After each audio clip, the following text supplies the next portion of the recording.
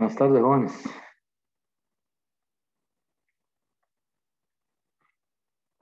Buenas tardes.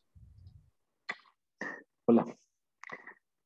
Eh, bueno, vamos a continuar con el capítulo sobre temperatura. El lunes me fue imposible, como les dije, porque tenía una cita médica a las 11 de la mañana y pues ya ustedes saben lo que es aquí, ¿verdad? Me vinieron atendiendo casi a la 1. Entonces me fue imposible llegar a enviarles la invitación para dar la clase. Pero bueno, ni modo. Vamos a ver en qué momento puedo, de alguna manera, estaba pensando reponer esa clase en la hora de consulta de los miércoles, pero vamos a ver después si es necesario. Eh, si hay alguna pregunta del examen, pues cualquier cosa la podemos ver ahora al final. Igual, si tienen alguna duda, alguna pregunta, alguna apelación, me la envían a mi correo, ¿verdad? Eso sí, que vaya el pantallazo del enunciado del problema y que se vea la pregunta. Y ahí la revisamos a ver si, si tiene alguna inconsistencia, ¿verdad? Bueno, entonces, pues voy a comenzar con el material. En la clase de hoy, siguiendo el orden del libro, ¿verdad? El Sears, lo que continúa es, lo que sigue, perdón, es el tema de expansión térmica o dilatación térmica. Los metales eh, se dilatan, ¿verdad? Cuando se calientan. Si tenemos una barra de cobre o de aluminio y se calienta de alguna manera, ¿verdad? Es decir, utilizando un soplete o se le hace pasar vapor de agua eh, o se pone en un horno, cualquiera de esas formas, eh, la barra experimenta un alargamiento. Lo que pasa es que ese cambio en la longitud de la barra es muy pequeño y entonces pues no lo podemos percibir a simple vista. Necesitamos algún instrumento que nos permita medir ese cambio. Por ejemplo, un tornillo micrométrico, ¿verdad? Es lo que se utiliza en el laboratorio, que está pegado a un relojito, ¿verdad? Y el relojito, pues uno cuenta las vueltas, ¿verdad? En el caso de la expansión térmica, tenemos tres casos de expansión, que son la expansión lineal, que es el caso de la barra, ¿verdad? La expansión superficial, que es cuando tenemos, por ejemplo, una lámina de metal, y también está el caso de la expansión volumétrica, que es cuando, por ejemplo, tenemos un recipiente que contiene algún líquido, ¿verdad? Y entonces el recipiente se llenó hasta el final, ¿verdad? Hasta el tope, hasta arriba, y cuando se sigue calentando, el líquido empieza a derramarse. Entonces vamos a empezar viendo el caso de la expansión lineal. Perdón. Entonces, en el caso de la expansión lineal,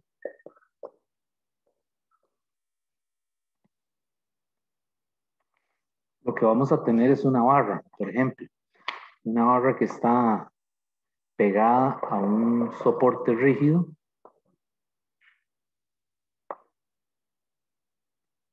y esa barra tiene una longitud L0 a una temperatura T0. Esa temperatura es la temperatura ambiente, por lo general.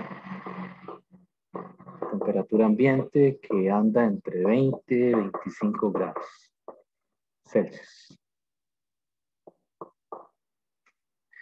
Entonces la barra está pegada aquí a este soporte. Por lo general esto es una prensa, ¿verdad? Y hay algún mecanismo aquí que le aplica una tracción, una fuerza, ¿verdad?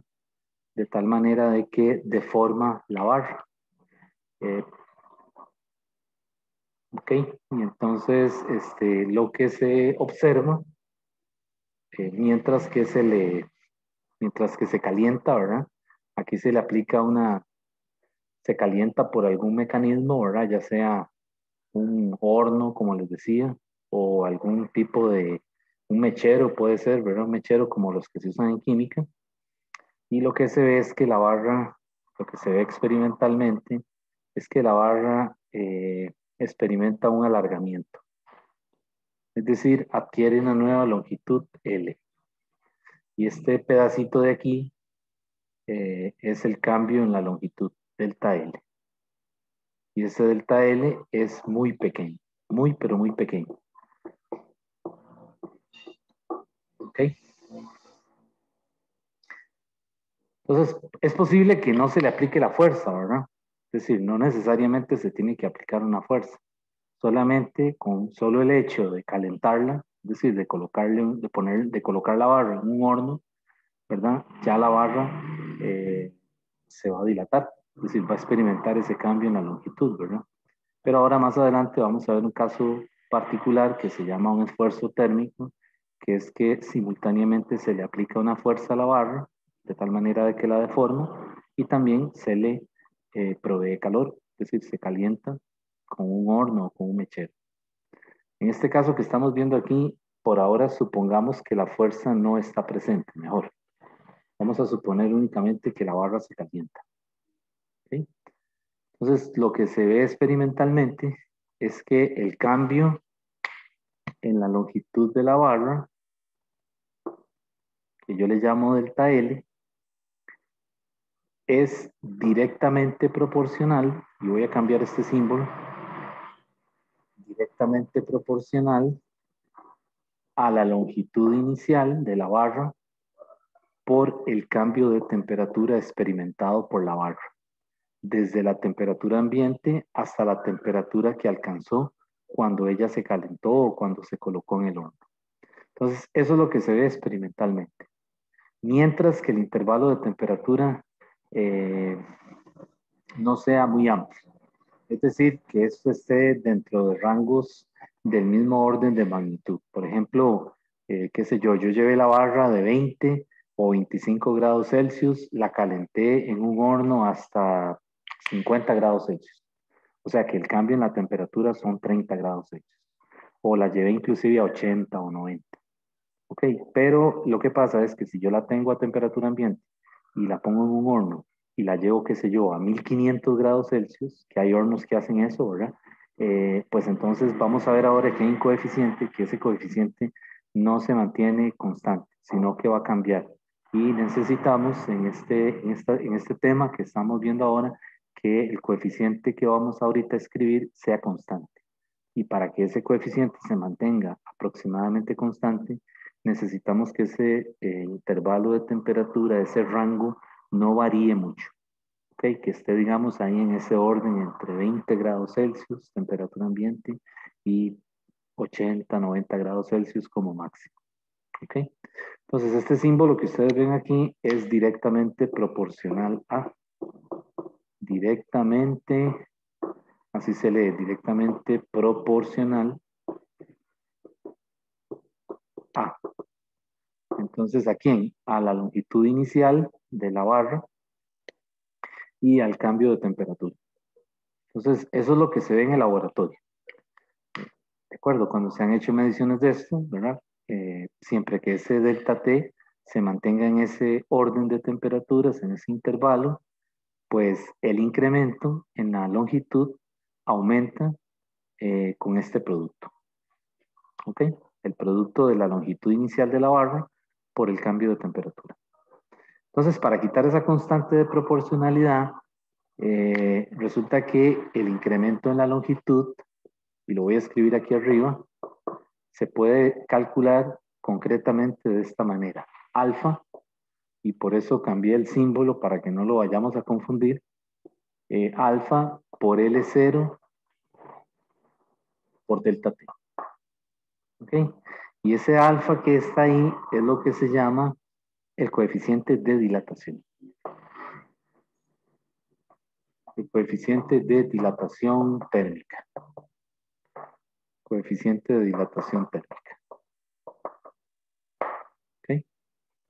Y ese es el coeficiente que yo les digo que tiene que mantenerse o que se va a suponer en este curso que es constante.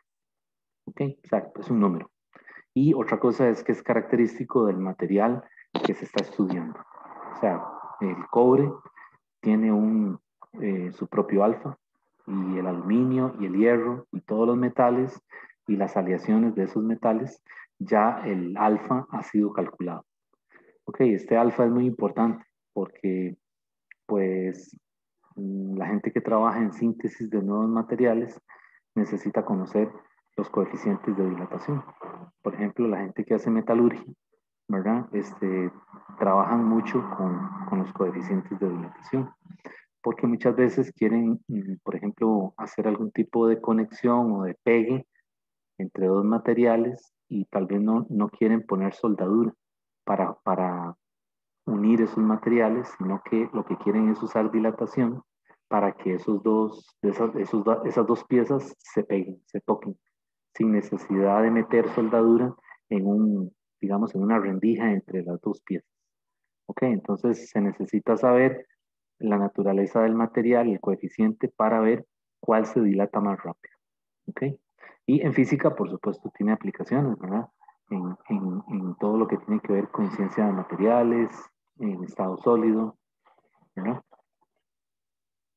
Bueno, resulta que ese alfa en el libro, en el Sears, estoy en la 13ª edición, en la página 558, le dan una lista de coeficientes de expansión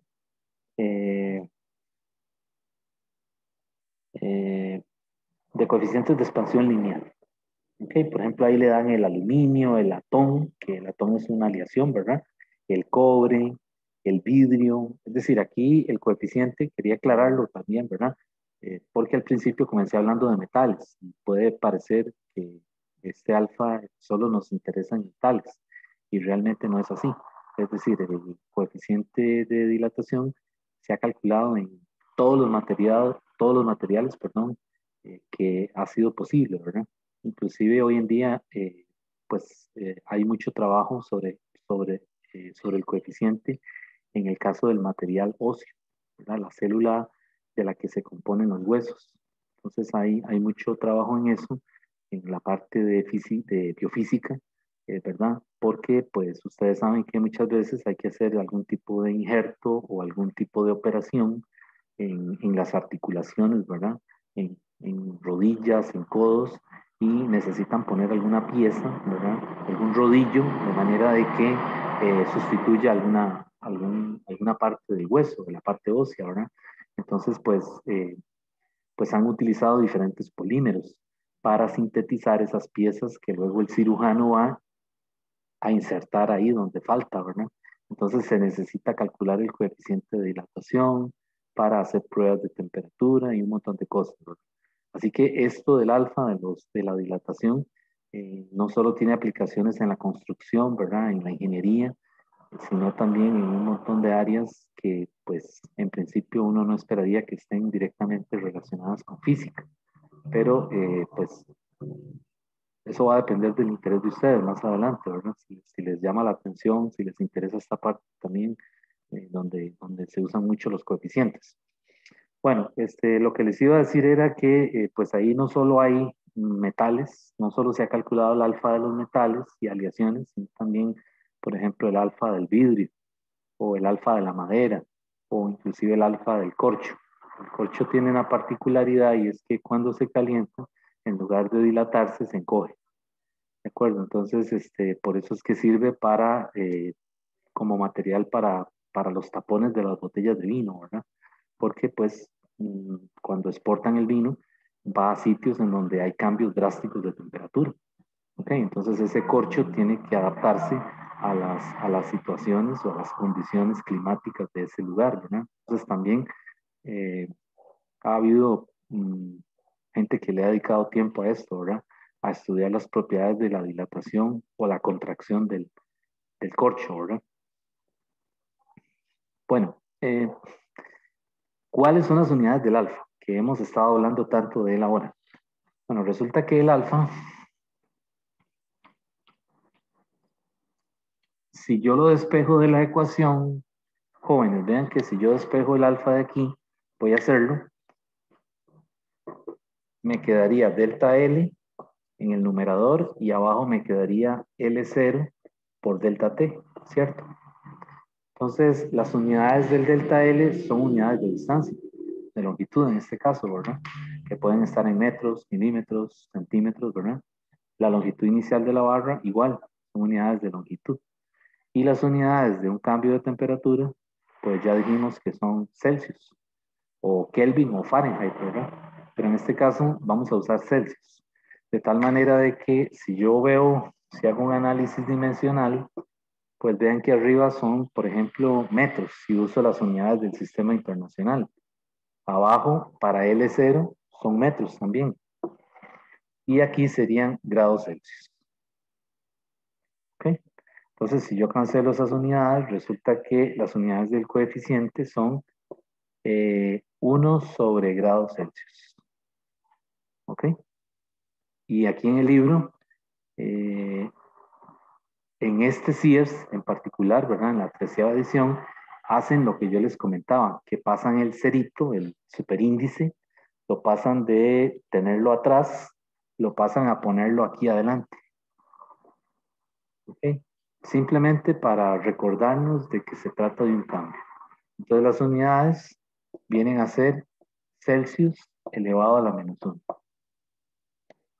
¿Ok? Pero en otro libro que no use ese convenio, pues usted va a encontrar Celsius a la menos 1. Así que pasar el superíndice de un lado a otro no tiene, es decir, no tiene ninguna implicación en la física del problema. Es simplemente un convenio de un autor a otro.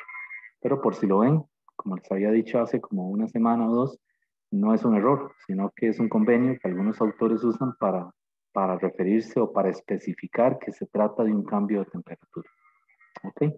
Entonces, como es un cambio de temperatura y como un cambio en Celsius es igual a un cambio en Kelvin, algunas veces también los coeficientes, las unidades del coeficiente, se las encuentran como Kelvin elevado a la menos 1. Entonces aquí no hay que hacer ninguna conversión, ¿verdad? Es decir, no hay que pasar de Celsius a Kelvin ni nada, sino que es lo mismo, ¿verdad? Porque vean que un cambio en Celsius es lo mismo que un cambio en Kelvin. ¿Okay? Entonces, simplemente cuando ustedes ven las tablas de los coeficientes o cuando se lo den ahí en un ejercicio, pues puede estar así en Celsius o puede estar en Kelvin.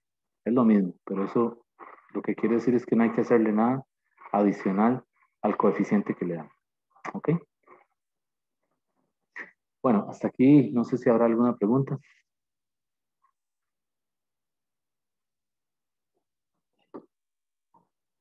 Bueno, entonces vamos a seguir.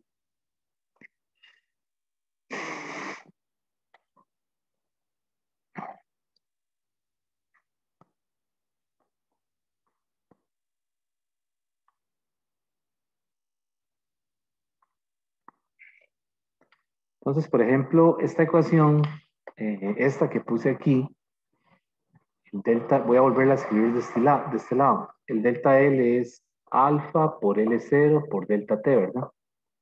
Y vean que este delta L realmente es L menos L0, es igual a alfa, que se supone que es una constante, ¿verdad? Por L0 por T menos T0. Entonces vean que esta es la temperatura, el T0 es la temperatura ambiente, ¿verdad? O sea, la temperatura antes de que se comience a calentar. Y esta es la temperatura a la que se lleva la muestra, ¿verdad? En la barra o la varilla, después de que usted la calienta, ¿verdad? Entonces la lleva de temperatura ambiente, 20 grados Celsius, por ejemplo, hasta una temperatura de 50 grados Celsius, por ejemplo, ¿verdad? Entonces vean que esta ecuación yo también la puedo escribir así, paso el L0 para acá y lo factorizo. Y entonces me queda algo así, 1 más alfa, voy a poner aquí paréntesis cuadrados, por T menos T0. Entonces, esta es otra forma muy utilizada en la dilatación lineal.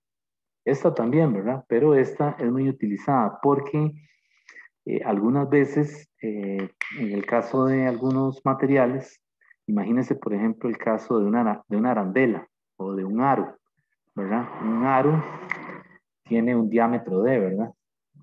Y si yo lo caliento, o sea, si ese aro yo voy y lo pongo en un horno, lo que va a pasar es que obviamente se dilata y el diámetro va a aumentar una cantidad pequeña, pero va a aumentar. Es decir, va a ir de un diámetro de 0 a un diámetro de. Eso es muy común, ¿verdad? En los talleres, en ingeniería mecánica, cuando tienen que ajustar una pieza, simplemente en lugar de abrirla, la calientan. ¿verdad? Eso es lo más común, la calientan para que ella se dilate un poquito, ¿verdad? Y la puedan encajar, ¿verdad? En la parte en donde necesitan meterla, ¿verdad? Por ejemplo, eso es un trabajo común, ¿verdad?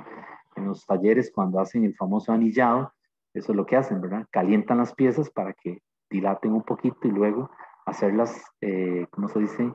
Calzar a presión. Entonces aquí pasa eso, ¿verdad? Yo caliento el aro, ¿verdad? O una arandela, imagínense que esto sea una arandela, ¿verdad? Esta parte es hueca y cuando la caliento, pues resulta que el diámetro se hizo un poquitito más grande. Entonces aquí sirve esta ecuación. Es decir, yo cambio las longitudes por los diámetros. El diámetro es igual a diámetro cero, que es el diámetro inicial, multiplicado por 1 más alfa por t menos t cero. Entonces, en la plataforma por ahí preguntas de eso, ¿verdad? Un aro se calentó desde la temperatura ambiente hasta una temperatura de 70 grados Celsius y le dicen que el aro es del aluminio, entonces necesita el alfa del aluminio y entonces le pregunta que cuál es el diámetro después de llevado a esa temperatura. Entonces, pues aquí podemos utilizar esta ecuación, ¿verdad? Para encontrar ese diámetro. O sea, a lo que quiero llegar es que en dilatación lineal, esta fórmula no solo funciona para varillas, sino que también puede servir para, por ejemplo, arandelas o aros que se calientan y se, ¿cómo se dice? Se dilatan un poquito.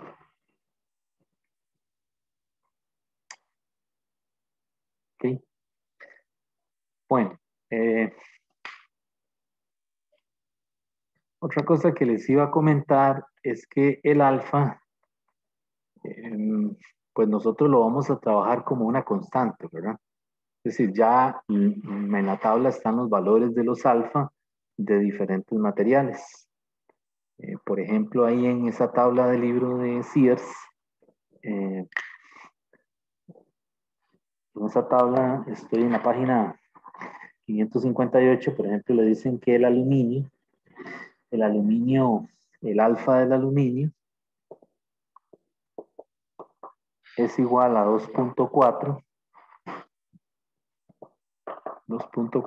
multiplicado por 10 a la menos 5.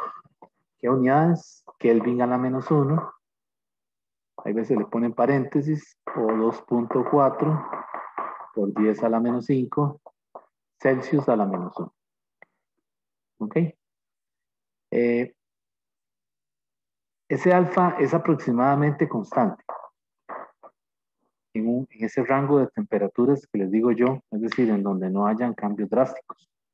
Si ese material se coloca en un horno a temperatura ambiente y luego se lleva hasta, qué sé yo, 900, 1500 grados Celsius, pues ya hay un cambio drástico, porque están llevando el material este de temperatura ambiente a esa temperatura súper alta en un tiempo bastante corto.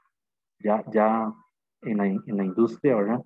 Ya se tienen esos hornos, ¿verdad? Es un horno que está conectado a una computadora, ¿verdad? Tiene una interfase y son hornos súper potentes, ¿verdad? En cuestión de 3, 4, 5 minutos usted tiene la pieza ya a esa temperatura. Pues eso es un cambio drástico, ¿verdad? Al ser un cambio tan drástico, el alfa no es constante.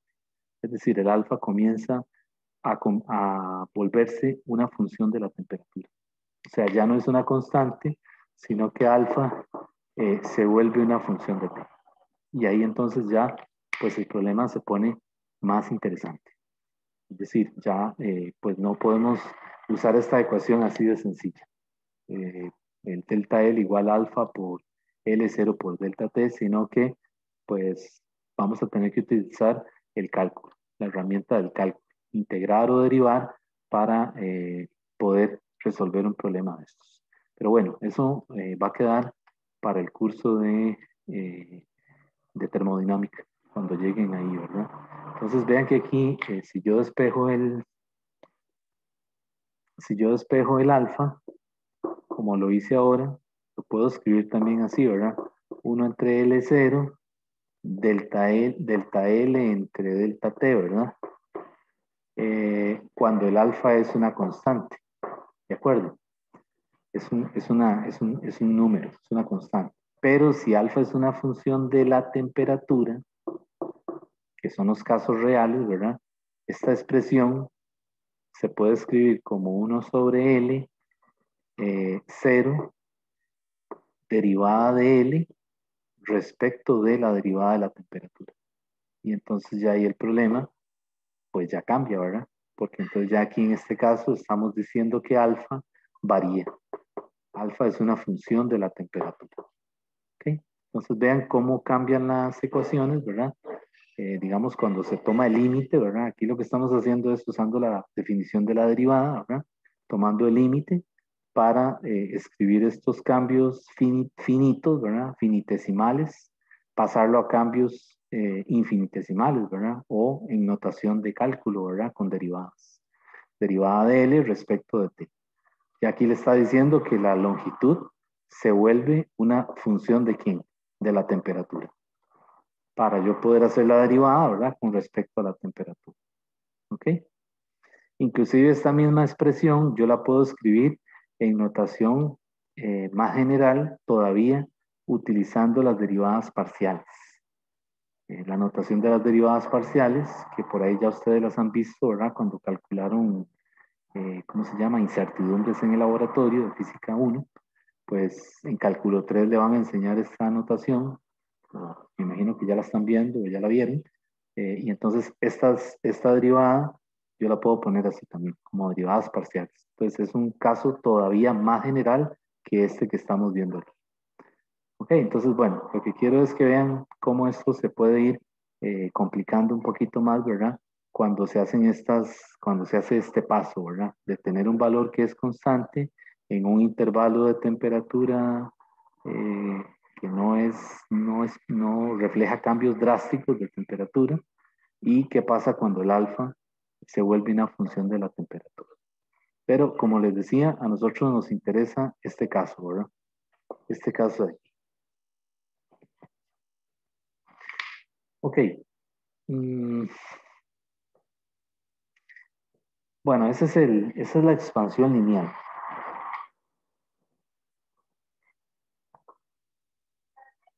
Y ese alfa, pues se llama el coeficiente de expansión lineal. Vamos a ver ahora la expansión superficial. Es muy parecido.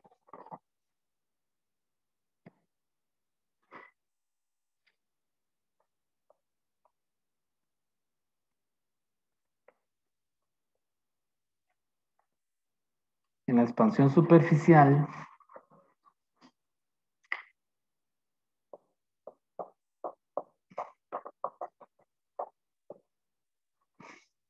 imagínense que tenemos una lámina que tiene una área A inicial, ¿verdad? Y que tiene las dimensiones A y B. Imagínense que sea una lámina, ¿cómo se dice? Rectangular, de algún material dado, un metal, qué sé yo, algún material que sea susceptible de dilatarse. Y entonces esto está a una temperatura T0. Resulta que la lámina se calienta, ¿verdad? Con un soplete o con un mechero, y lo que se observa es que hay un cambio mínimo, pero hay un cambio en las dimensiones de la lámina. ¿Ok? Entonces aquí yo la voy a hacer un poquito más grande, me parece que sí se aprecia, ¿verdad? En la pizarra. Y voy a sombrear esta parte de aquí arriba y esta parte de aquí, para dar a entender que esto fue lo que se dilató. Entonces esta dimensión ahora es A más delta A, ¿verdad? Aquí hay un cambio en delta A y esto es B más delta B. Hay un cambio en la altura, ¿verdad? Del rectángulo. Y ahora el área que está dentro, ¿verdad? Es el A0 más el delta A. El delta A es lo que tengo sombreado. Vamos a ponerlo aquí. El delta A es lo sombreado. Entonces vean qué interesante. La dilatación superficial es como cuando uno va a una fotocopiadora y le dice a la persona que le saque una ampliación, ¿verdad? Me imagino que ustedes han tenido la experiencia. Uno lleva una figura y quiere ampliarla y entonces lo que le dice de la fotocopiadora, quiero una ampliación. Entonces él va y prueba Y si se la muestra y le dice, bueno, esta usted la quiere más grande, entonces va y vuelve y le cambia el aumento, pero la imagen mantiene las mismas proporciones, ¿de acuerdo? Es decir, no se deforma de un lado. Ustedes no ven que la imagen se deforma de un lado, sino que se mantiene igual, solamente que ahora está aumentada. Pues eso mismo pasa en la dilatación superficial. Cuando usted calienta una extensión, ¿verdad? Una lámina, por ejemplo, o una arandela, lo que va a pasar es que ella se dilata un poquito, ¿verdad? Sus dimensiones aumentan, decimos, isotrópicamente, es decir, igual en todas las direcciones, de tal manera de que lo que se aprecia es que mantiene la forma, solamente que es un poquito más grande. Claro que el ojo humano no percibe eso, es decir, no nos damos cuenta porque esos cambios en el área son muy, muy pequeños. Entonces, si esto fuera un experimento de laboratorio, que lo hiciéramos en el laboratorio, pues mm, no vamos a darnos cuenta de lo que pasó de aquí a aquí. Es decir, no vamos a ver ningún cambio que sea apreciable. Sin embargo, con los instrumentos de medición sí podemos determinar que hubo un cambio en delta A, en el ancho, y un cambio en delta B en la altura digamos, de la lámina. Ok, entonces una dilatación superficial equivale a una ampliación que uno pide en una fotocopiadora. Así de sencillo. De tal manera de que esa dilatación se considera isotrópica. Isotrópico quiere decir que eh, es lo mismo en cualquier dirección que uno lo vea. ¿Okay? Entonces la lámina no se ve más ancha, o sea, no se ve desproporcionada, es lo que quiero decir. Y pues para el caso de la dilatación superficial, la fórmula mantiene una forma muy parecida a la del caso lineal.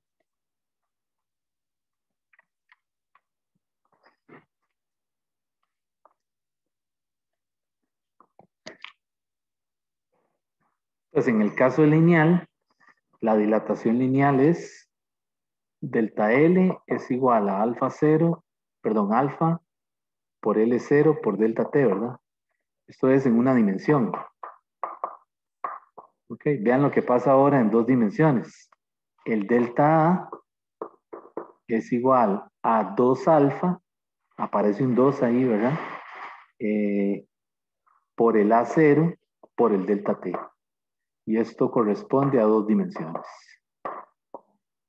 ¿Ok? Entonces vean que la fórmula mantiene una simetría, digamos, con respecto a la otra, solamente que ahora aparece un factor 2 por ahí. No estoy demostrando directamente de dónde sale esto.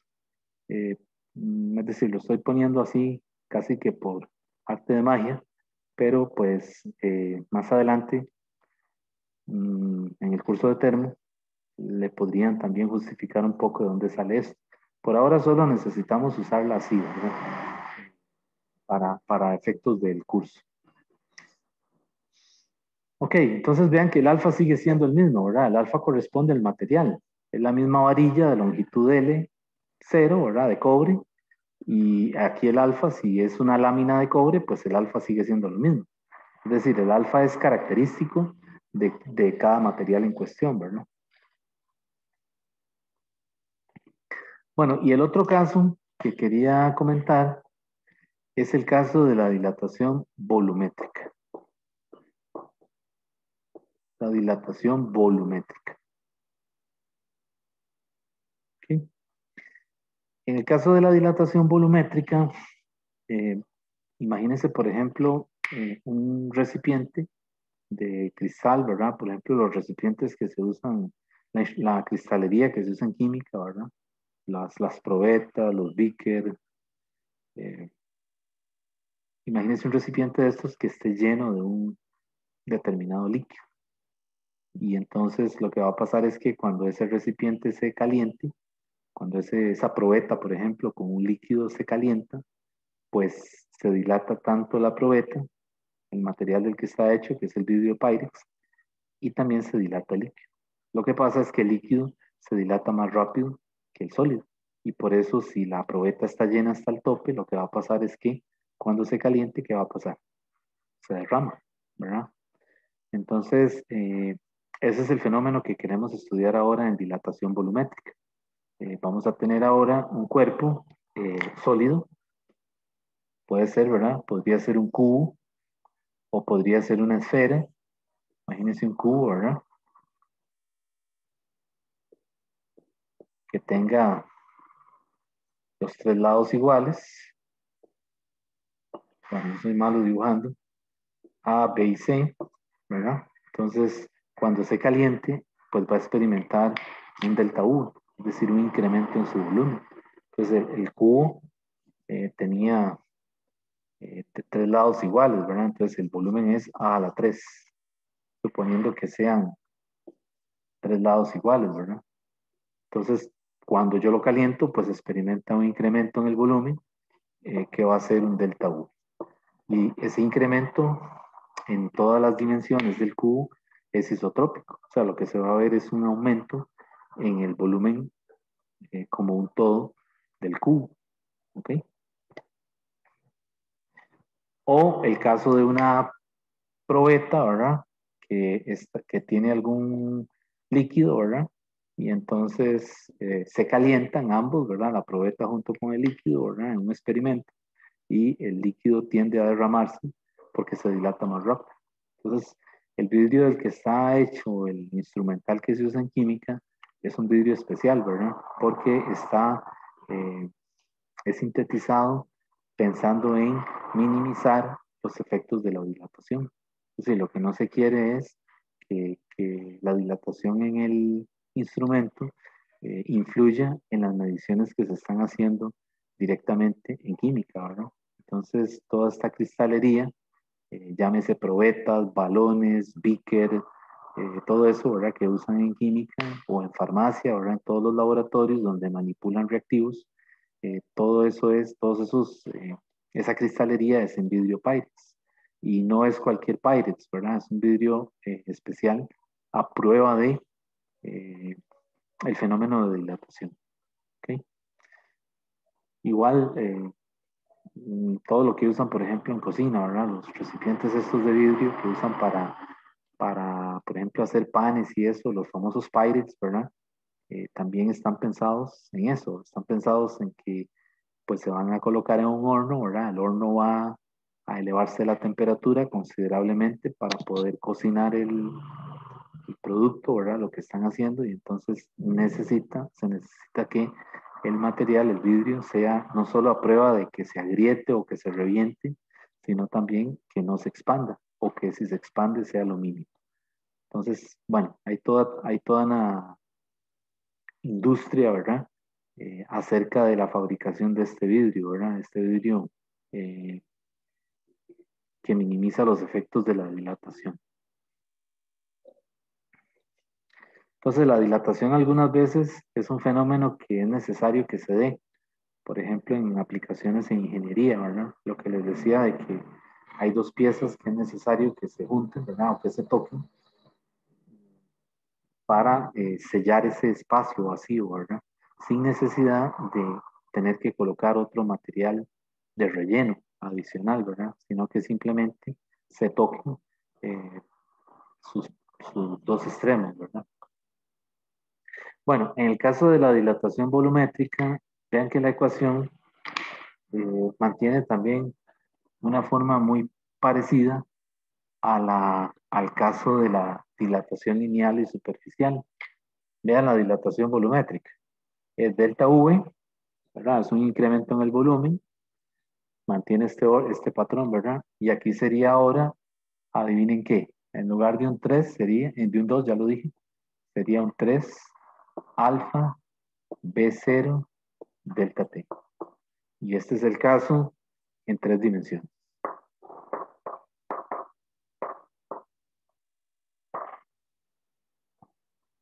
¿Okay? Solamente que ahora ese 3 alfa se puede demostrar, y eso queda para termodinámica, se puede demostrar que ese 3 alfa realmente es otro coeficiente que le llaman beta y ese beta es 3 alfa. Entonces esto pues Ahí el libro le hace una justificación, ¿verdad? De dónde sale ese beta, pero realmente la verdadera justificación, pues la van a ver en el curso de termodinámica, cuando lleguen ahí.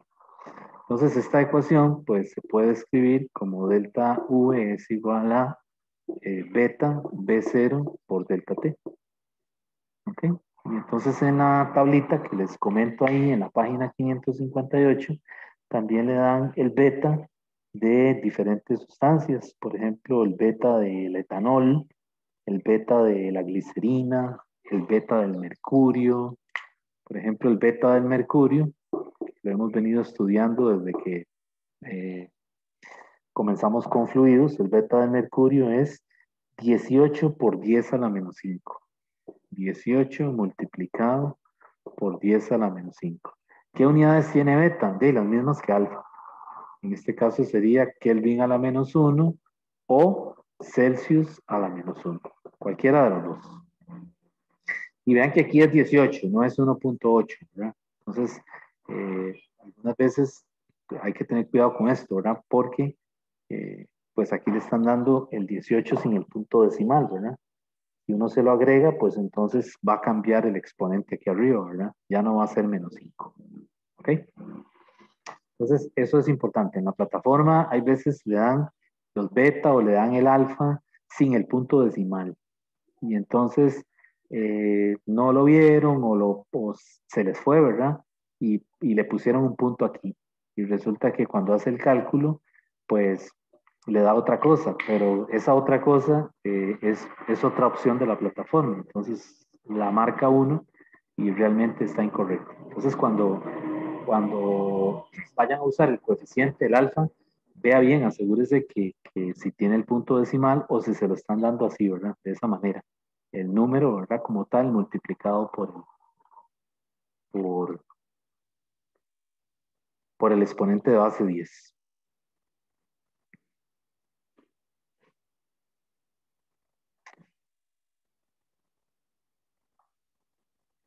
Bueno, entonces si nosotros vemos esta ecuación, esta última también tiene una versión diferencial que pues para efectos de lo que estamos de este curso viendo, no lo vamos a necesitar, pero sí es importante eh, eh, comentarlo. Vean que esta ecuación también tiene una forma diferencial. dv es igual a beta B0 por dt. De manera de que beta es 1 sobre B0 derivada de V con respecto de t. Vean que en este caso, igual que con alfa, estoy suponiendo que beta es una función de t. ¿Ok? Entonces, ¿y eso para qué sirve? Bueno, supongamos que beta sea algo así, A más B por t.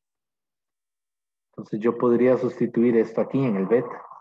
A más B por t y igualarlo a 1 sobre B0 de V de t. ¿Ok? Y entonces aquí puedo separar las variables y entonces me quedaría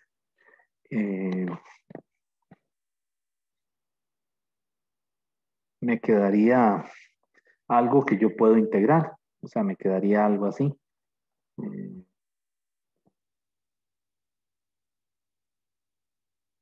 A más B por t por dt es igual a dv v0. ¿Okay? Y entonces eso se puede integrar, ¿verdad? Y entonces suponemos aquí que el v0 es una constante, ¿verdad? O también podemos suponer que el v realmente va a variar en un intervalo de temperatura. Y entonces cuando me queda así, vean que de este lado puedo integrar eso y de este lado al integrar me queda un logaritmo. Pero nuevamente, es decir, esto es suponiendo que beta no sea una constante, o sea, que beta sea una función de algo, o sea, que en este caso siempre es la temperatura. Pero para efectos de esta sección, igual, beta igual que alfa son constantes, así que la ecuación que nos interesa eh, manejar en este caso es esta ecuación. ¿Ok? beta B0 por delta T.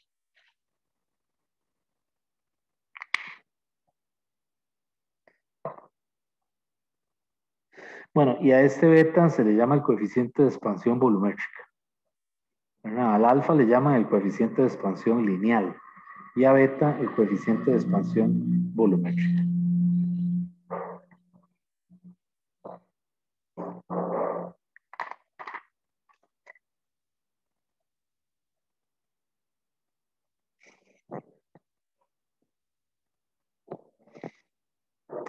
Entonces, en resumen, tenemos tres ecuaciones, ¿verdad?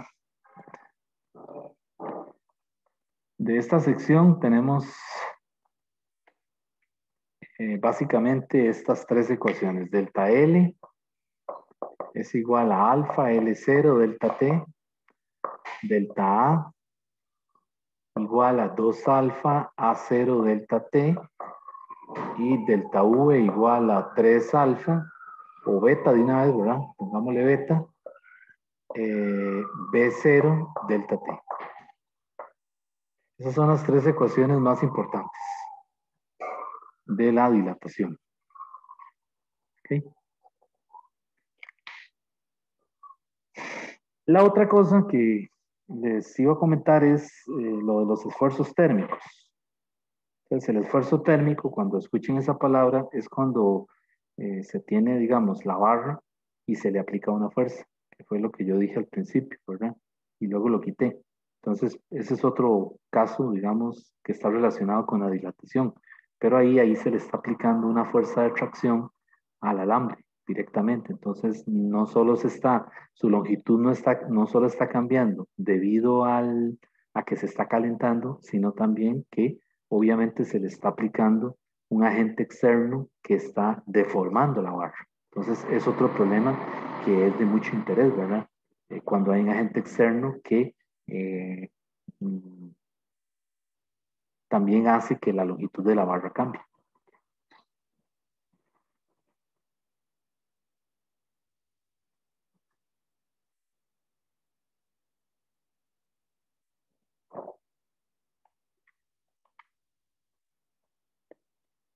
Eso se llama el esfuerzo térmico. Entonces recuerden que ya ustedes habían visto en física 1 el caso de los módulos, ¿verdad? Recordarán que en física 1 vieron el módulo de Young, el módulo de corte y el módulo volumétrico. Bueno, y el volumétrico lo vimos ahora en el tema de sonido, ¿verdad? Cuando vimos la parte de ondas sonoras. Bueno, aquí en este tema, en esfuerzos térmicos, se necesita el módulo de Young. El módulo de Young era el que llamábamos con la letra Y en mayúscula, ¿verdad? Ese es el módulo de Young. Entonces, el módulo de Young es característico para diferentes materiales. Es decir, hay un módulo de Young para el cobre, hay un módulo de Young para el aluminio, etcétera, ¿verdad? Caracteriza el material. De tal manera que recordamos lo que era el módulo de Young, ¿verdad? El módulo de Young se podía calcular como la fuerza que era aplicada perpendicularmente a la sección transversal dividido entre el delta L0, delta L entre el L0. ¿Verdad? Entonces aquí teníamos, era el caso de la barra, ¿verdad? Que tenía una sección transversal A y que se le aplicaba una fuerza perpendicular Ft a esa sección transversal, ¿verdad? Y entonces inicialmente tiene una longitud L0. Y el material tiene un módulo de Young, de un material X, ¿verdad? Entonces la magnitud de ese módulo se puede calcular de esa manera, ¿verdad? El delta L es el incremento de la longitud de la barra. Entonces vean que este problema ahora lo que hace falta es combinarlo con la dilatación, ¿verdad? Y entonces ahí es donde sale el famoso esfuerzo térmico. O sea, combina las dos cosas, el incremento de la longitud de la barra debido a la fuerza de tracción que se le aplica, con el cambio en la temperatura cuando esa barra ¿cómo se llama? Se calienta. Y de ahí pues sale entonces esta ecuación. F sobre A, el F perpendicular sobre A, va a ser igual a Y, el negativo de la Y, parece un negativo ahí, por alfa, que es el coeficiente de expansión lineal, por delta T. Y esto es lo que llaman el esfuerzo térmico. Es decir, es una ecuación que le relaciona las dos situaciones, ¿verdad? Que se le hacen a la barra. La tracción por un lado, ¿verdad? La fuerza que se le aplica para deformarla y el cambio de temperatura, porque simultáneamente se le está aplicando calor. Es decir, esa barra se está llevando eh, de una temperatura ambiente a una temperatura final T. ¿Ok? ¿Y qué significa ese menos que está ahí? Bueno, ese menos lo que le está diciendo es que hay un comportamiento inverso, ¿verdad? Entre ambas cantidades, entre esta razón y este producto que está aquí, ¿verdad? Entonces, eh, pues hay que meter ese menos ahí, ¿verdad?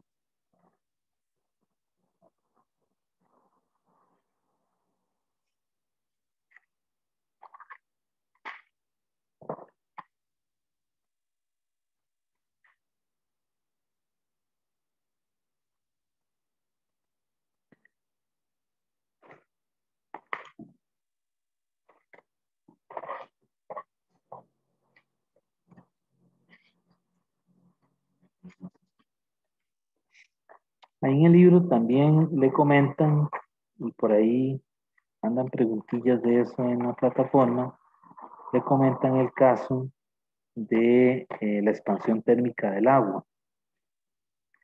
Y el agua, pues, tiene una particularidad y es que eh, cuando se hace una gráfica de volumen versus temperatura, el agua, mm, es decir, mantiene en sus límites más bajos de temperatura un valor aproximado de 4 grados Celsius. Digamos, esto se aplica mucho, en, por ejemplo, en los fondos marinos, ¿verdad? En sitios en donde la capa superior del agua se congela, por ejemplo, en los polos, ¿verdad? En el caso de los polos, en la época de invierno, que es súper, las temperaturas bajan demasiado, ¿verdad? Pues la capa de agua que está inmediatamente expuesta a la atmósfera, ¿verdad? Sobre la superficie se congela. Y entonces eso es un problema para pues todos los seres vivos, ¿verdad? Todos que viven ahí, ¿verdad? Llámese peces, todo, ¿verdad? Entonces el agua tiene una característica ideal y es que cerca de los 4 grados Celsius se mantiene líquida, es decir, no se congela. Y eso permite que la vida continúe en los fondos de un lecho marino, ¿verdad? En los polos, porque si no, todas las especies marinas sucumbirían, ¿verdad? Es decir, simplemente se congelan. Y entonces, pues, gracias a esa propiedad del agua es que los fondos marinos, perdón, permanecen en estado líquido. Es decir, el agua se mantiene líquida, claro, a temperaturas muy bajas, pero lo importante aquí es que no se congela, permitiendo que la vida continúe. Ok, entonces eso está relacionado con la expansión, con el fenómeno de dilatación. Y se lo presentan ahí en una grafiquita en la página 560, eh, para que ustedes lo lean, ¿verdad? Entonces, básicamente la gráfica tiene esta forma, ¿verdad? Vamos a ponerla por aquí.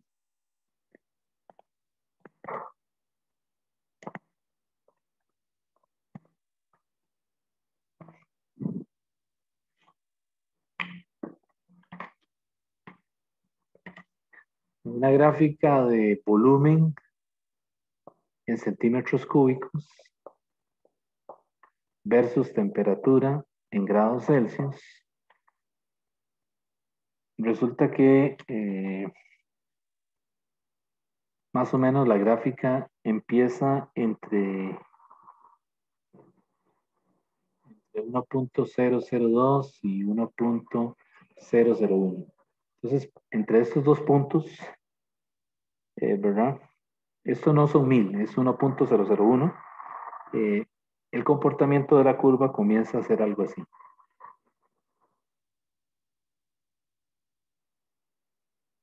Okay, y precisamente este mínimo que está aquí en la temperatura equivale aproximadamente a 4 grados.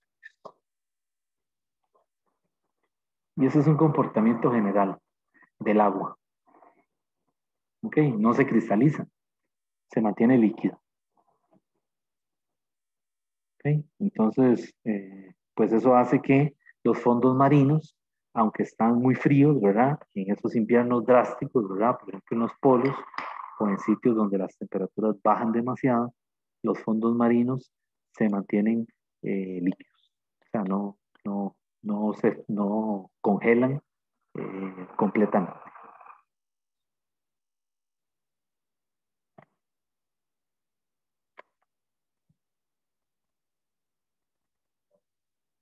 Por supuesto, tiene que ver con la densidad del agua, ¿verdad? Y aquí hay otros fenómenos, ¿verdad? Que están involucrados, que luego vamos a ver. Por ejemplo, la forma en la que se propaga el calor. Pero básicamente si el agua no tiene esta propiedad, ¿verdad? Simple y sencillamente todo lo que vive en los mares, ¿verdad? No podría ser, ¿verdad? Es decir, no podría seguir, se moriría, ¿verdad? Y gracias a esta propiedad es que, pues, no sucede eso. Entonces, pues aquí lo que vemos es que el agua en ese intervalo, ¿verdad? Entre 0 y 4 grados Celsius, se contrae al aumentar la temperatura.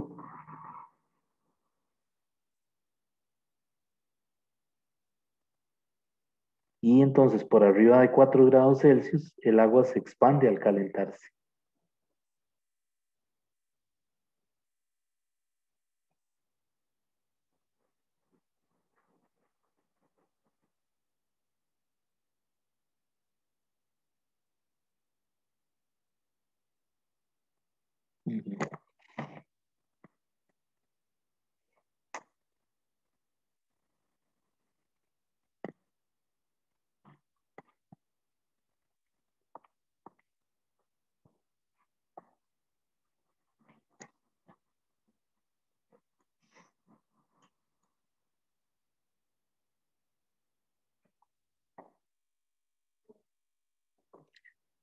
Bueno, vamos a pasar a ver ahora, otra semana pienso hacer problemas de esto, pero quiero comenzar a ver ahora la sección sobre calor,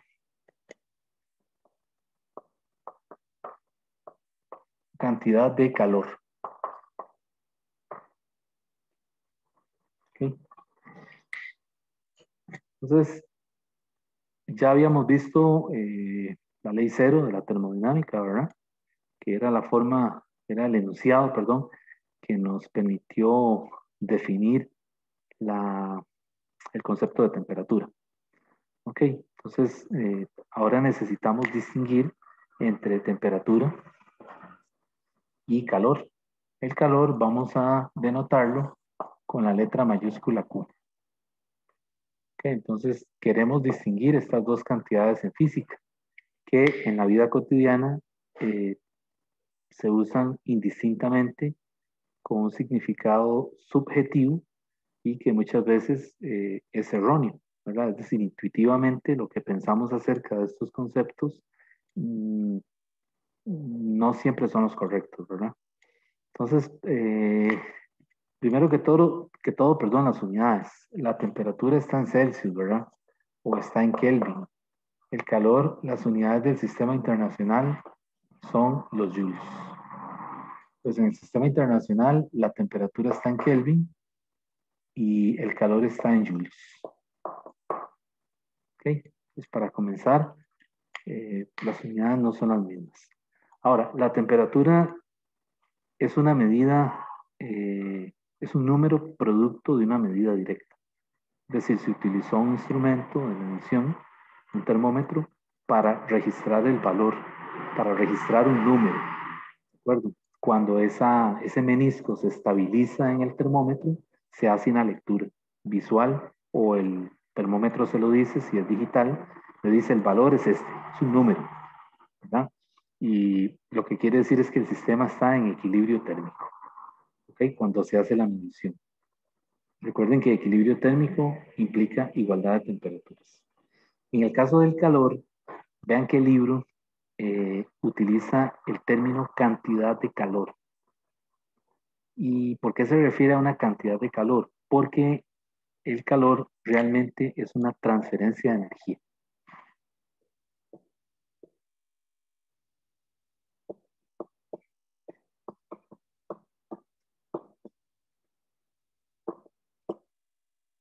Es una transferencia de energía en virtud o debido a una diferencia de temperatura. Entonces vean la diferencia, vean los dos conceptos, ¿verdad? La temperatura es un número, producto de una medida. La temperatura es tanto, 20 grados Celsius, 23 grados Celsius. El calor es una transferencia de energía que ocurrió o que pasó, digamos, de un sitio a otro debido a una diferencia de temperatura entre esos dos sitios. Eso es calor. Entonces, para que haya una transferencia de calor en el sistema, ya sea que el sistema lo ceda o que lo absorbe, tiene que haber tienen que haber dos temperaturas distintas. Es decir, eh, yo tengo un sistema, ¿verdad? Y si la temperatura del sistema es mayor que la temperatura del ambiente, ¿qué va a pasar? La A es sistema y la S es sistema y la A es ambiente. Recuerden que el ambiente es lo que rodea al sistema o lo que le llaman el entorno. Entonces, si en el sistema la temperatura es mayor que la temperatura del ambiente, ¿verdad? Pues lo que va a pasar es que la transferencia es hacia el ambiente, hacia el entorno. ¿Ok? Porque el calor fluye espontáneamente del sitio que está a mayor temperatura hacia el sitio que está a menor temperatura. Entonces aquí el sistema cede el calor. ¿Ok? Pero si pasa al revés, si pasa que la temperatura del sistema es menor que la temperatura del ambiente, entonces ya el sistema no cede el calor, sino que ahora lo absorbe.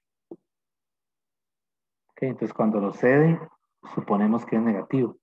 Y cuando lo absorbe, decimos que es positivo.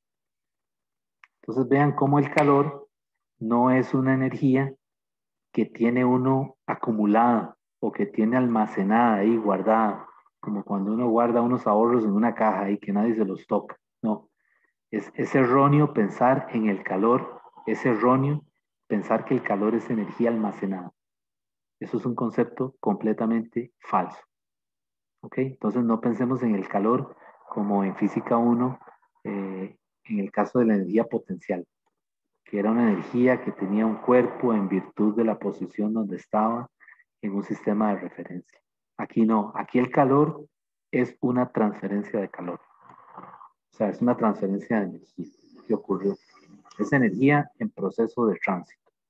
¿Ok? Entonces, cuando a uno le dicen en un problema y un sistema tiene o se dio, bueno, tiene no, eso está mal. Esa es otra cosa que quiero explicarles. Un sistema cede 30 joules de calor. Eso quiere decir que hubo una transferencia de calor, ¿verdad? De un sitio a otro, ¿verdad? Pero es incorrecto decir que un sistema tiene, por ejemplo, 30 joules de calor. Si yo digo, un sistema tiene 30 joules de calor, eso está mal, porque estoy dando a entender que está almacenado y es incorrecto, ¿verdad? Nunca el calor está almacenado. Simplemente el calor se transfiere de un sitio a otro en virtud de esa diferencia de temperatura entre ambos, entre los dos sitios, ¿verdad?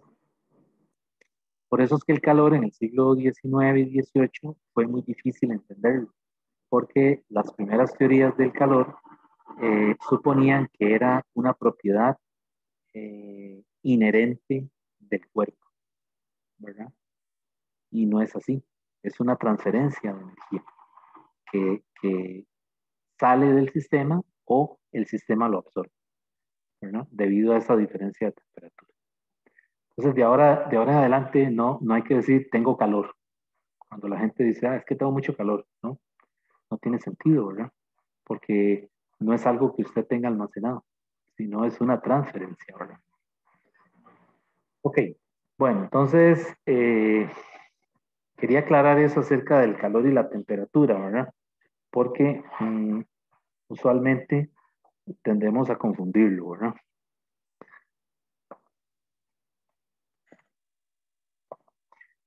Entonces, bueno, la unidad de calor ya dijimos que es, en el sistema internacional es el Joule, pero hay otras unidades. Por ejemplo,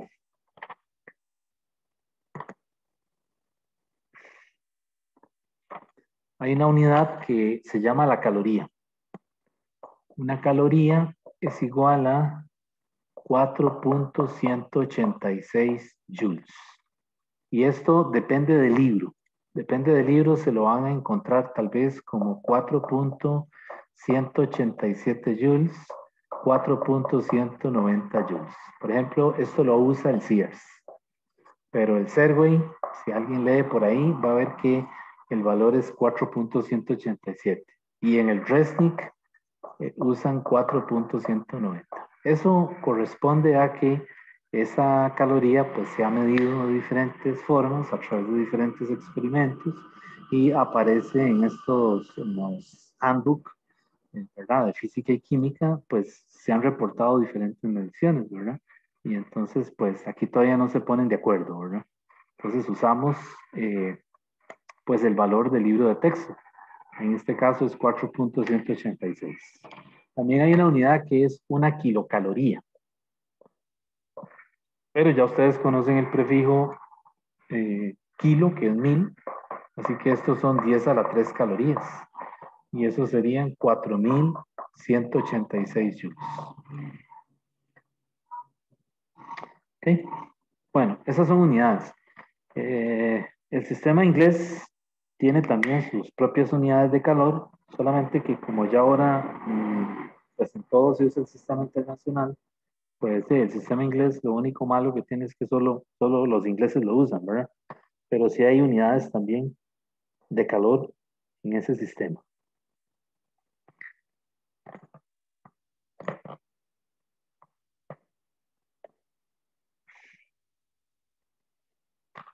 Bueno, vamos a ver ahora una cantidad que se llama el calor específico. Yo creo que en química general lo dan. El calor específico.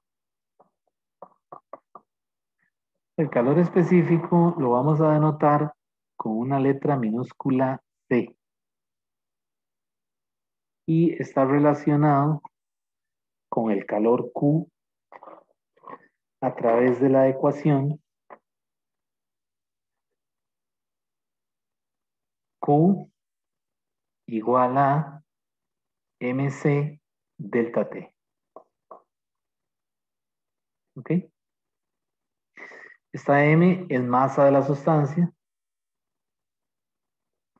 que está en kilogramos. La C es el calor específico. Y el T, el delta T, es el cambio de temperatura o el incremento en la temperatura o el decremento en la temperatura. Entonces vean que aquí este calor es una transferencia que se dio debido a ¿qué? Debido a que ocurrió un cambio de temperatura. Vean que la masa es constante y el calor específico es una constante para un intervalo de temperaturas que no varíe mucho, ¿verdad? Es una constante. Entonces, si el calor aquí se transfiere, si es cedido o es absorbido, es en virtud del delta T. Es decir, debido a esta diferencia de temperatura, es que ocurre esta transferencia de calor.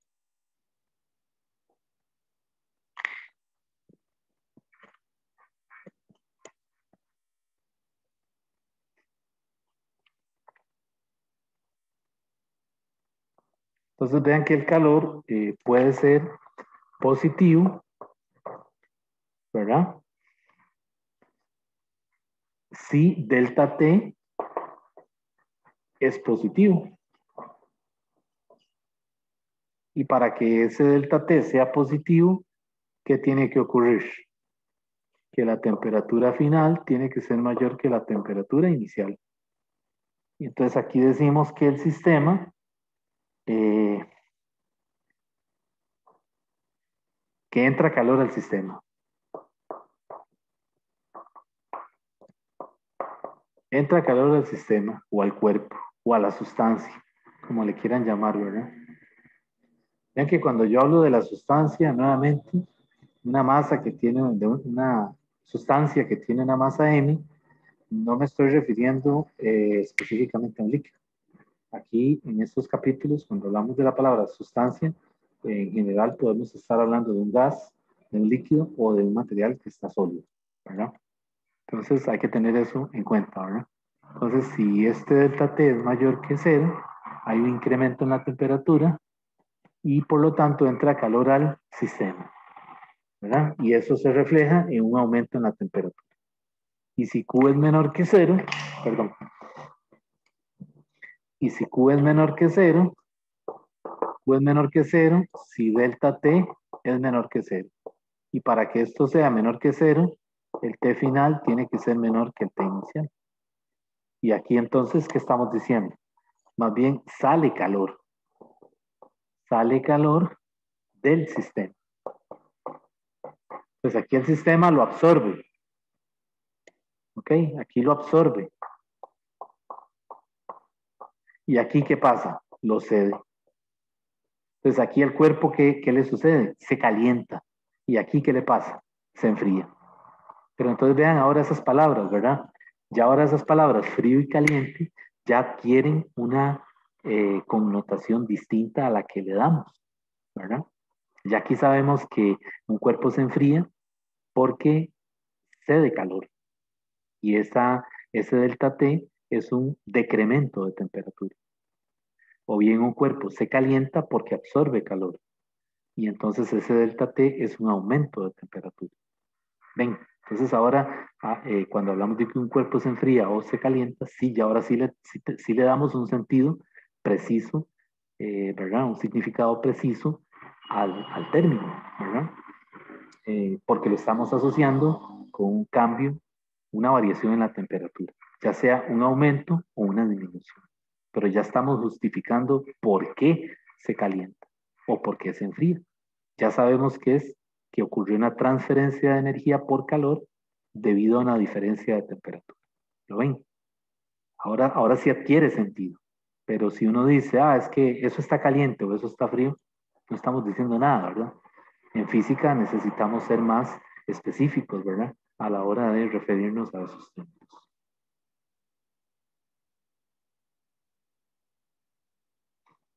Ok, entonces vean, esto es muy importante, ¿verdad? El asunto de entender esto de cuándo cede y cuándo absorbe, ¿verdad? Ok, resulta que esta ecuación que tenemos aquí, si yo despejo el C, el calor específico, pues me quedaría Q dividido entre M por delta T, ¿verdad? Entonces lo que quiero es ver las unidades del C. ¿Cuáles son las unidades de C? Son joules de calor, ¿verdad? Entre kilogramos de masa. Y el delta T está en Celsius, ¿sí? Entonces sería Celsius con un superíndice. O también pueden ser Joule entre kilogramo por Kelvin. Esas son las unidades de calor específico. Ahora, el calor específico es característico de cada material, de cada sustancia. Entonces ahí en el libro, en el la página 564 le dan los calores específicos de diferentes sustancias. Por ejemplo, aluminio, berilio, ¿verdad? Algunos líquidos como por ejemplo etanol, etilenglicol, ¿ok? El calor específico de la sal de cocina, ¿verdad? Que se utiliza para cocinar. Y en esa tabla también le dan la masa molar de la sustancia, lo que nos ponían a calcular en química, ¿verdad? Con la tabla periódica, pues aquí le dan en esa misma tabla, le dan las masas molares de diferentes sustancias. Recuerden que lo que aquí en física nosotros le llamamos, lo que el físico le llama masa molar, el químico le llama peso molecular, ¿verdad? Que era lo que calculábamos ahí con ayuda de la tabla periódica, ¿verdad? Pues aquí esas masas molares ya se las dan en una columna ahí junto con los calores específicos. Ok, entonces el calor específico, al igual que el alfa, que el coeficiente de dilatación, sirve para caracterizar el material, ¿verdad? Porque cada material, cada sustancia, tiene su propio alfa y tiene su propio eh, calor específico. ¿Okay? Bueno, hay una versión diferencial de la ecuación esta que estamos viendo aquí, de esta ecuación de esta que escribí aquí. Hay una versión diferencial que luego la vamos a utilizar más adelante en el curso. Pero pues el libro de una vez la da aquí, ¿verdad? Esa versión diferencial simplemente es que le ponen diferenciales en ambos lados de la ecuación. Entonces la escriben así, TQ es igual a MC por DT. Esa es la versión diferencial. ¿Y para qué quieren escribirlo así? Bueno, lo que quieren es tener una versión que sea integrable. ¿Qué quiere decir? Que es posible que en algún problema el calor específico no sea constante, sino que sea una función de la temperatura. ¿Ok? Entonces, esa es la realidad a nivel experimental. Todos estos coeficientes realmente no son constantes. Bueno, sí lo son, pero en un intervalo muy reducido de temperatura. Cuando ya esos intervalos se comienzan a abrir, ¿verdad? Se comienzan a separar, entonces ya estas cantidades, el alfa, el calor específico y otras que vamos a ver más adelante, se vuelven funciones de la temperatura. ¿Ok? Entonces, aquí en esta ecuación, si yo integro esto, pues C tiene que ser una función de la temperatura. O sea, tiene que ser una función de manera de que cuando lo coloque ahí, haga la integral. O sea, puede integrar en ambos lados y calcular el calor. O sea, que en este caso el calor,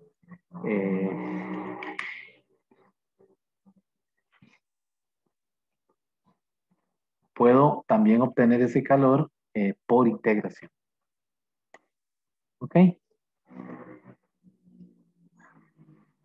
Entonces vean una cosa, jóvenes, y esto quiero aclararlo porque pues van a ir a termo y no quiero que después me echen la culpa a mí, ¿verdad? Eh,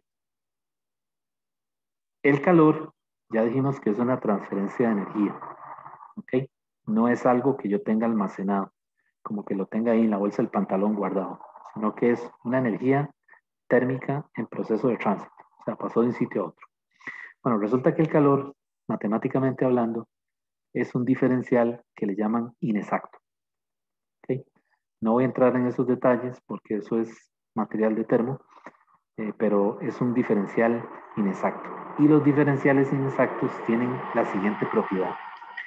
Cuando usted integra del lado del diferencial en esta ecuación, al hacer esa integral no le queda un delta Q. ¿De acuerdo? O sea, si usted después de que hace la integral pone un delta Q, eso está completamente falso. ¿Está bien? Cuando uno integra el dq, lo que le queda es únicamente q. Y vean que aquí yo no le estoy poniendo límites.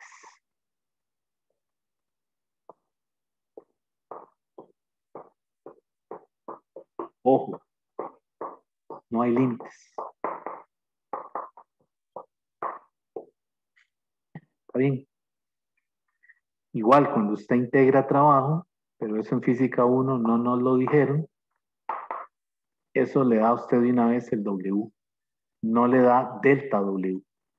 Entonces, cuidado, usar esa notación de delta no tiene significado aquí, no tiene un significado físico porque estamos diciendo que es un calor final menos un calor inicial, y no es cierto. O sea, lo que ocurrió fue una transferencia. Usted no tiene un calor inicial al principio y un final después, sino es una transferencia lo que ocurrió. Entonces aquí no se le ponen límites. Está bien, esto no se evalúa aquí en Física 2, no es del interés del curso, pero yo se los cuento porque cuando llegan a termo, y se los digo porque yo estoy dando termo, me encuentro con gente que hace esto, ¿verdad? Le pone límites a la integral. Entonces, cuidado, no, ¿verdad? Entonces, la forma correcta de hacer esta integral es integrar en ambos lados mc dt, y aquí sí, de la temperatura inicial a la temperatura final. ¿Okay? Y entonces,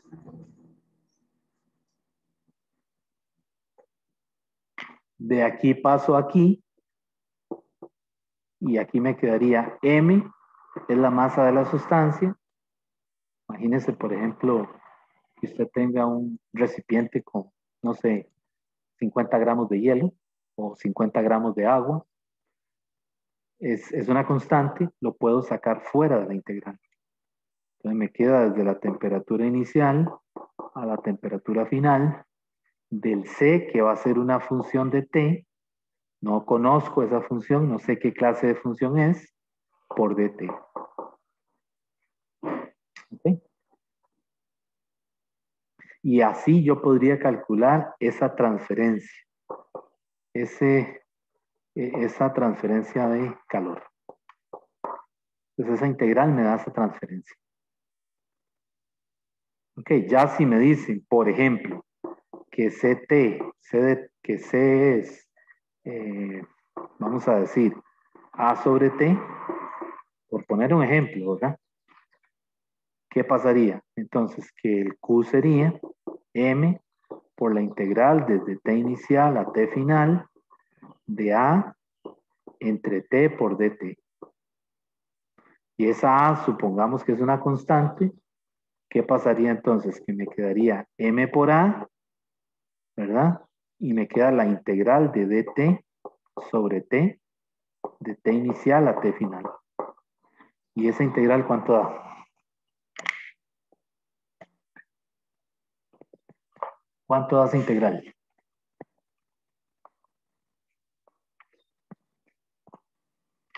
Esa integral da MA logaritmo natural de de T inicial a T final. ¿Okay? Ojo que yo no le puse valor absoluto, jóvenes. Yo sé que en cálculo, cuando me dieron esta integral, cuando nos las enseñaron allá en el kinder, pues esto es logaritmo natural de barras de x más c. ¿De acuerdo? Pero eso fue en cálculo. Eso fue en cálculo. En física no. Es decir, aquí en este caso no le ponga valor absoluto. ¿Por qué? Porque en este tema de termodinámica, la temperatura puede ser perfectamente negativa y tiene un significado físico en el problema. Entonces, si usted le pone valor absoluto, va a dejar las cantidades positivas y entonces vamos a perder el sentido o el significado físico del problema. ¿Está bien? Entonces aquí, en termo, no le meta valores absolutos si le sale una integral de un logaritmo. ¿De acuerdo? Entonces la forma correcta es Q igual MA logaritmo natural de T final entre T inicial. Y ese es el calor. Esa sería la transferencia. ¿Ok?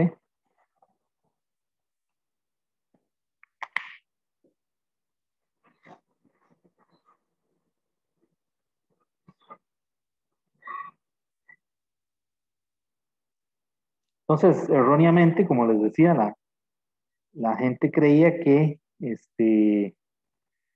el calor es característico de un cuerpo, ¿verdad? O sea, ¿cómo se dice? Pertenece al cuerpo.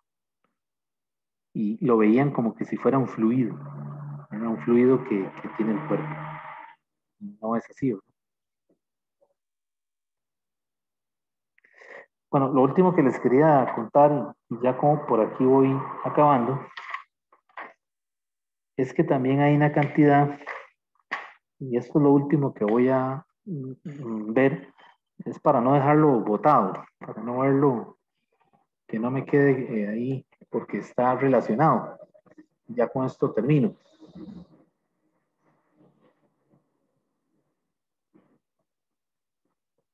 ¿Sí? La otra cantidad es que se llama capacidad calorífica molar. Capacidad calorífica molar. Capacidad calorífica molar. La capacidad calorífica molar empiezan usando esta fórmula, que luego la vamos a usar más adelante en gases. La masa es igual a N, N es el número de moles, multiplicado por la masa molar. Entonces esto es masa, ¿verdad? Masa de la sustancia, número de moles, o sea, cantidad de sustancia,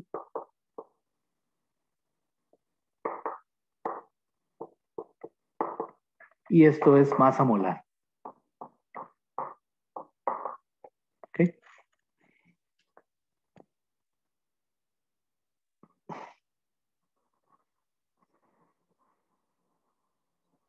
Entonces, el calor, ahora lo escriben así.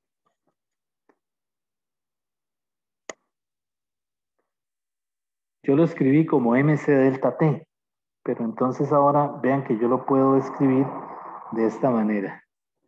N por mc por delta T. O sea, donde está la masa, meto esto.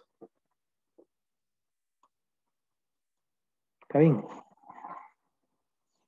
Y ahora lo que me interesa agrupar es precisamente el M por C.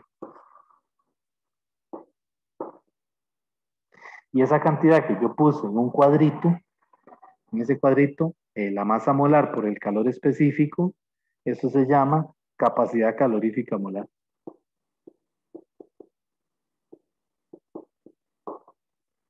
Capacidad calorífica molar. Y esa cantidad la llaman con una letra mayúscula C.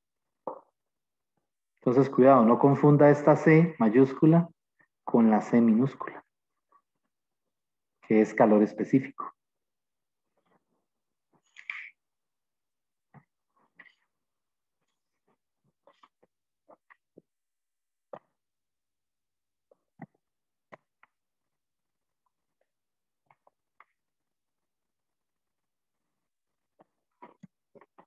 Entonces, este calor, ahora yo lo puedo escribir así. Q es igual a N por C por delta T.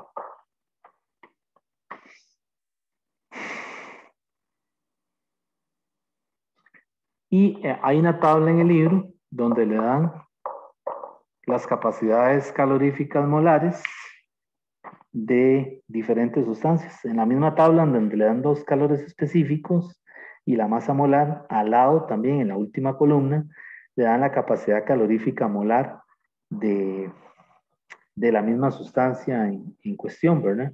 Entonces, ¿cuáles son las unidades de la capacidad calorífica molar? Las unidades son joules entre mol multiplicado por Kelvin, o joule dividido entre mol multiplicado por Celsius.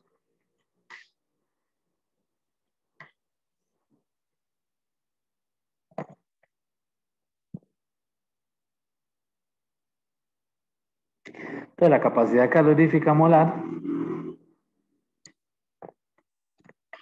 ya por aquí voy terminando, ya lo último. Yo también la puedo poner, la puedo despejar, o sea, yo puedo decir que C de esta ecuación, ¿verdad? C es 1 sobre N, diferencial de Q, diferencial de T. Y esto, escrita de esta manera, me está diciendo que la capacidad calorífica molar puede ser también, al igual que el calor específico, una función de la temperatura. Vean que cuando se usa la notación de diferenciales, yo enseguida ya estoy diciendo que esta C no es constante. ¿Ok? No puede ser constante en un intervalo de temperatura dado.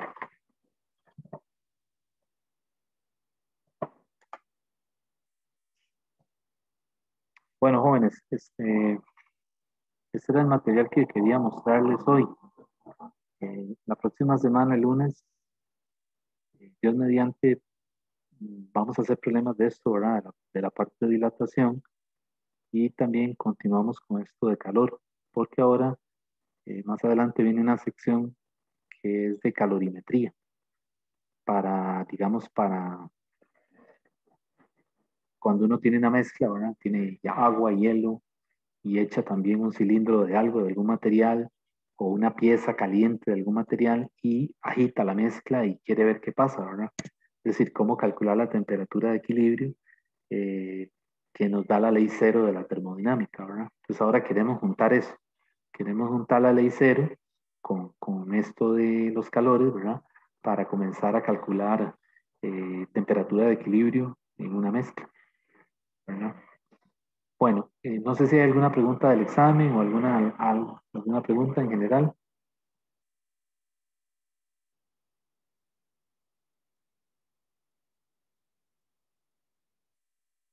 No. Ok. Bueno, entonces si no hay preguntas, nos veríamos el próximo lunes para continuar con esto. Hasta luego, que tenga un buen fin de semana. Buenas tardes, profe. Gracias, profe. Bueno, Muchas gracias, profe. bueno, con mucho gusto, hasta luego.